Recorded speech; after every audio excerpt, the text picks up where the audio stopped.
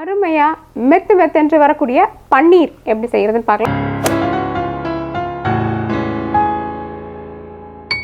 Hi, hello, வணக்கம். தோசை பீஸா உங்களை அன்புடன் வரவேற்கிறது. நான் காட்சி ஜெயக்குமார். இந்த பன்னீர் பதிவு ஏற்கனவே வெளியிட்டிருந்தாலும் இப்போது இன்னமும் கொஞ்சம் கூட நுணுக்கங்களோட உங்களுக்கு நல்லா செய்து பார்த்தா சுவையான ஒரு அருமையான கெட்டியான அதே நேரத்தில் மிருதுவான பன்னீர் எப்படி செய்யுதுன்னு பார்க்கலாம் வாங்க.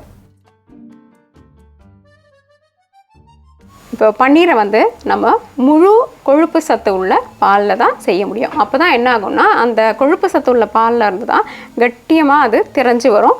அப்போ அதை நம்ம பன்னீராக செய்ய முடியும். வெறும் கொழுப்பு சத்து இல்லாத பன்னீர், பசும்பால் அல்லது நம்ம பொதுவாக கொழுப்பு சத்து குறைவாக கிடைக்குது இல்லைங்களா, அந்த பால், இதில் எந்த பாலை உபயோகப்படுத்தினாலும் நல்ல திரண்டு பன்னீர் உங்களுக்கு கிடைக்கவே கிடைக்காது. அளவான கணிசம் ரொம்பவே குறைவாக இருக்கும். அப்படி கிடைச்சதுனாலும் ரொம்ப குறைவான அளவு தான் கிடைக்கும். நல்லா கிடைக்கணும்னா நம்ம நல்ல முழு கொழுப்பு சத்து உள்ள பாலை உபயோகப்படுத்துறது நல்லது. இப்போ எப்பொழுதும் போல் பால் காய்ச்சறதுக்கு அடியில் சிறிதளவு தண்ணீர் ஊற்றிக்கலாம். அப்போது பால் அடியில் ஒட்டாது. இப்போ இந்த பால் நல்லா பொங்கி வர்றதுக்கு உயர்ந்த அதிகமான தீயில இதை அடுப்பில் வச்சிடலாம். இப்போ பால் கொதிச்சிருச்சு.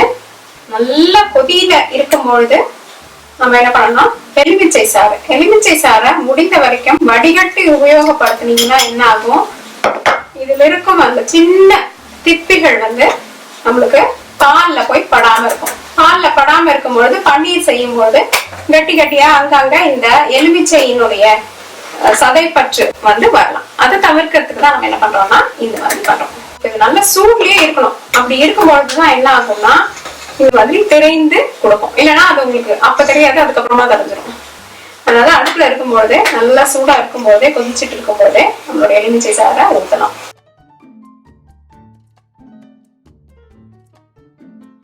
இப்ப பாத்தீங்களா, பால் நல்லா தெரிஞ்சு கொஞ்சம் தண்ணீர் பக்குவமாகவும் இன்னொரு பக்கம் கெட்டி கெட்டியாக திரண்டு வருது. இதுதான் நம்மளுடைய பால் இப்போ பிரிஞ்சு வந்துடுச்சுன்னு அர்த்தம். இப்போ இதை உடனே அடுப்புலேருந்து எடுத்துடலாம். இந்த வடிகட்டுற தண்ணியை தலை அலசுவதற்கு மற்றும் மாவு பிசைவதற்கெல்லாம் உபயோகப்படுத்தலாம். அதை உபயோகப்படுத்தினீங்கன்னா என்ன ஆகும்னா இதில் நிறைய புரதச்சத்து இருக்கிறதுனால அது உங்களுக்கு நிறைய ஆரோக்கியத்தை தரும். அதனால நம்ம அதை உபயோகப்படுத்தலாம். தூக்கி போடணுன்ற அவசியம் இல்லை. ஆனால் உபயோகம் தேவையில்லைன்றவங்க தூக்கி போட்டுடலாம். இப்போ நம்மளுக்கு பன்னீர் தயாராக கிடச்சிருச்சு. இப்போ இந்த வடிகட்டி எடுத்ததுக்கு அப்புறமா இந்த தண்ணியை தள்ளி வச்சுட்டு நம்ம என்ன பண்ண போகிறோம்னா குளிர்ந்த தண்ணி, ஐஸ் கட்டிகள் போடப்பட்ட குளிர்ந்த தண்ணி அல்லது நேரடியாக நம்மளுடைய குழாயை திறந்து விட்டால் அதில் குளிர்ந்த தண்ணி வந்துச்சுன்னா அதில் இதை போட்டு அலசி எடுக்கணும். நல்லா அலசணும். அந்த எலுமிச்சையின் வாசம் போகிற மாதிரி அலசணும். அப்போ தான் அந்த புளிப்புத்தன்மை போகும்.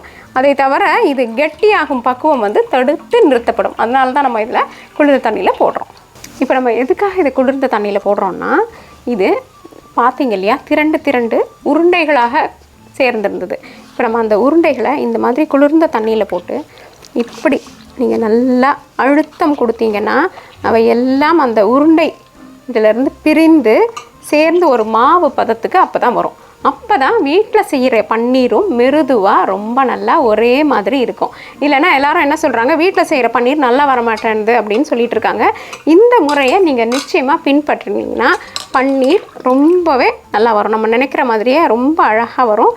ஏன்னா இதில் கட்டிகளே இருக்காது. அப்படி அந்த வாய்ப்பை தான் நம்ம என்ன பண்ணுறோம், இந்த மாதிரி நாம தான் சப்பாத்தி மாவு பிசைகிற மாதிரி நல்லா அதை பிசைஞ்சு கொடுத்தீங்கன்னா அந்த உருண்டைகள் கட்டிகள் எல்லாமே உடைந்து கொடுக்கும்.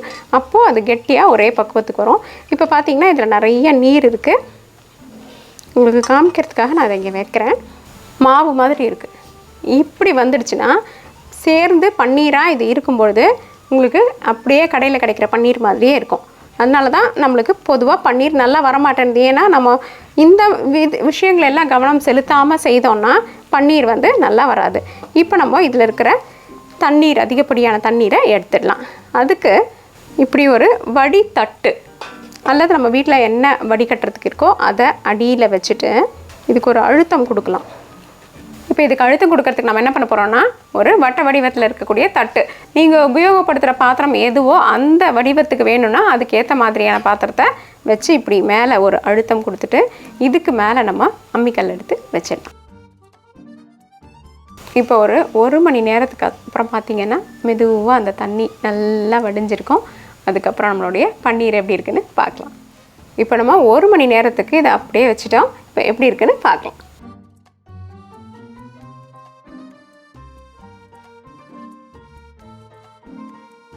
பார்த்தீங்களா, கடையில் கிடைப்பதை போன்று அருமையான ஒரு பன்னீர் நம்மக்கிட்ட இருக்குது. சரியான சதுரங்களாக இதை நம்ம நறுக்கி எடுத்துக்கலாம்.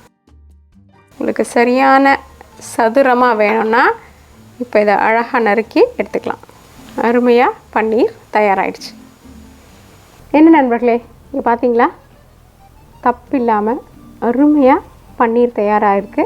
நிச்சயமாக இதை நீங்கள் பின்பற்றினீங்கன்னா இதே மாதிரி இதில் எந்த தப்பும் நடக்காத மாதிரியே உங்களோட பன்னீரும் அருமையாக கடையில் வாங்கின மாதிரியும் நம்ம தோசை பீஸாவில் வந்த மாதிரியும் சுவையான பன்னீர் செய்து உங்கள் கருத்துக்களை எங்ககிட்ட பகிர்ந்துக்கோங்க. தோசை பீட்சா என்றென்றும் உங்கள் நாவிற்கும் வயிற்றிற்கும் நல்ல ஒரு சுவை. இந்த வீடியோ உங்களுக்கு பிடிச்சிருந்தா லைக் ப்ரெஸ் பண்ணுங்கள். தோசை பீஸாக்கு மறக்காம சப்ஸ்கிரைப் பண்ணுங்கள். நன்றி, வணக்கம்.